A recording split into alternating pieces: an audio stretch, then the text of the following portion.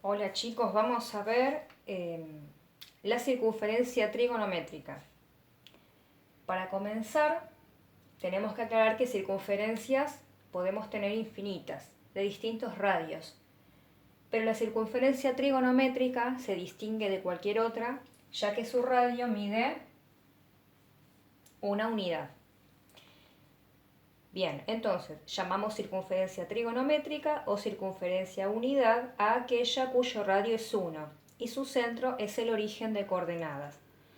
Es decir, nosotros lo que hacemos es, desde el centro, que es el 0, 0, armamos los ejes vertical y horizontal, el eje X y el eje Y, y este radio va a medir una unidad. Por lo tanto, este punto de la circunferencia tiene como coordenadas el 1 para X y el 0 para Y. El punto donde la circunferencia toca el eje Y va a tener las coordenadas 0 para X y 1 para Y. Es decir, es el punto 0, 1.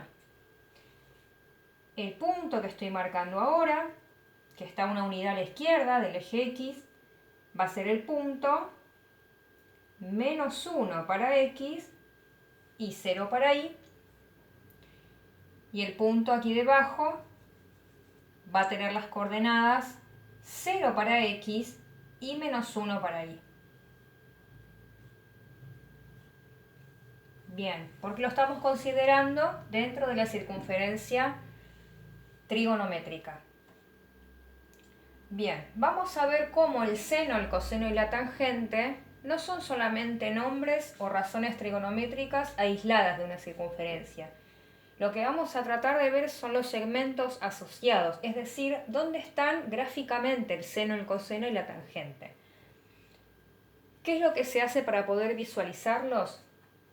Se marca un ángulo cualquiera, en este caso un ángulo alfa, que tiene un lado inicial y donde termina, en este caso lo hicimos en el primer cuadrante, donde termina es el lado terminal. Bien, este lado terminal está tocando a la circunferencia en este punto. Y este punto, para ser fiel a lo que ustedes tienen en el cuadernillo, lo llama punto P. Entonces, este es el punto P. ¿Sí? Si desde el punto P trazo un segmento vertical, ¿sí?, paralelo al eje Y,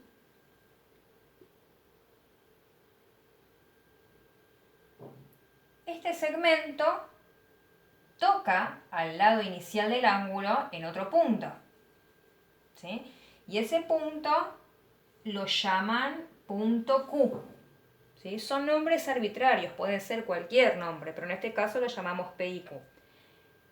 Bien, al hacer esto, lo que vemos es que se forma un triángulo rectángulo. Entonces el ángulo alfa está determinado por su lado inicial, su lado terminal, y al marcar este segmento paralelo al eje Y, ¿desde dónde? Desde el punto donde el lado terminal toca la circunferencia, vemos que se arma un triángulo rectángulo. En ese triángulo rectángulo, teniendo en cuenta que el centro lo llamamos punto O, la altura en este caso del triángulo, que es el segmento PQ, y que lo voy a marcar con otro color para que se vea bien, el segmento PQ, ese segmento corresponde al seno de alfa. Es decir, que gráficamente el seno de alfa es este segmento, el PQ. ¿Sí? Ahora, ¿dónde está gráficamente el coseno del ángulo alfa? En vez de estar en la altura, como lo es el seno, es la base. Es decir, la base de ese triángulo rectángulo se corresponde con el coseno de alfa, es decir, el segmento OQ.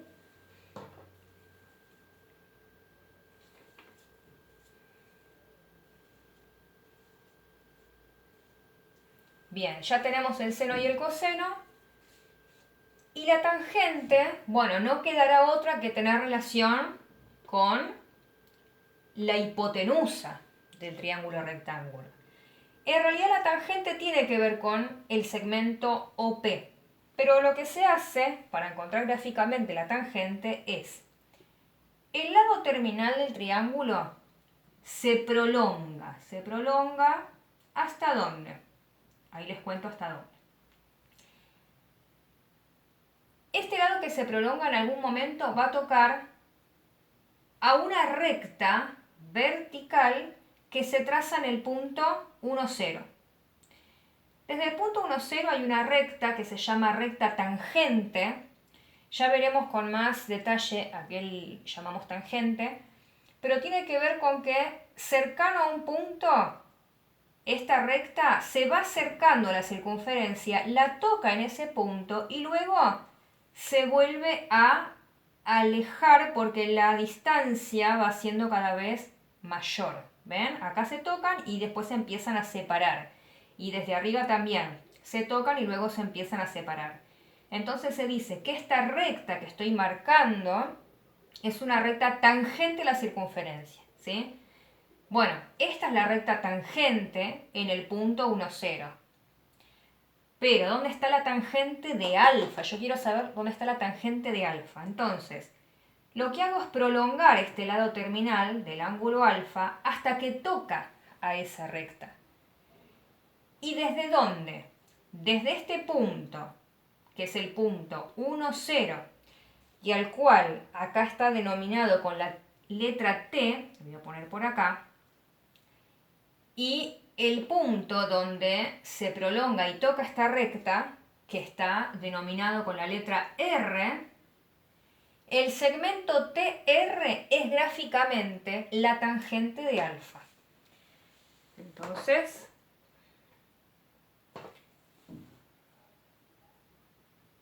no me están dando el verde, vamos a hacerlo con rojo también. Este segmento, eso que pinté, es la tangente de alfa. Entonces lo voy a poner acá, RT. El segmento RT. Bien, lo escribo también para que se vea.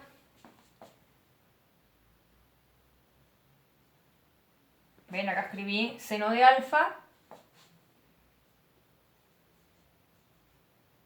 Ahí escribí tangente de alfa y la base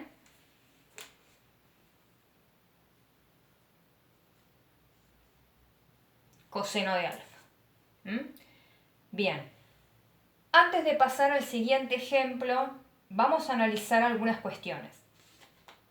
Si tenemos una circunferencia trigonométrica sobre los ejes cartesianos, tengamos en cuenta que del 0 a la derecha, cualquier medida con respecto al eje X es positiva. Y del 0 a la izquierda, cualquier medida del eje X es negativa. Lo mismo del 0, 0 hacia arriba en forma vertical, tenemos las y positivas y del 0 hacia abajo las y negativas. Por lo tanto, si el ángulo alfa está en el primer cuadrante, la medida del coseno va a tener una medida positiva, ¿sí? Porque está del 0 a la derecha, es una base. La altura que se compara con el eje Y, al estar desde 0 hacia arriba, el seno de alfa también es positivo. Y la tangente de alfa, en este caso también comparada con el eje Y, está desde el 0 hacia arriba. Por lo tanto, el signo de la tangente también es positivo. Bien, dicho esto, vamos a pasar a un ejemplo más. ¿Qué es lo que hicimos para diferenciar este ejemplo? Tomamos un ángulo beta, pero este ángulo tiene como lado inicial también en el semieje positivo de las X. Sin embargo, su lado terminal está en el segundo cuadrante. Entonces vamos a ver qué diferencia hay. Bien, algo para aclarar es que esta misma recta tangente, que es donde se marcan las tangentes de los distintos ángulos, siempre está ubicada a partir del punto 1, 0. Por eso en esta circunferencia también la marqué a partir del punto 1, 0. ¿Sí? Tiene que tocar al 1, 0, la recta tangente. Entonces no es que por estar en el segundo cuadrante prolongo y la tangente va a quedar a la izquierda. Las tangentes siempre están sobre esta recta. Entonces, volvamos a hacer un procedimiento parecido. Sobre el lado terminal, este lado está tocando a la circunferencia en este punto. ¿Sí? Este punto está denominado en la fotocopia que ustedes tienen como B. Si de ese punto trazo un segmento vertical,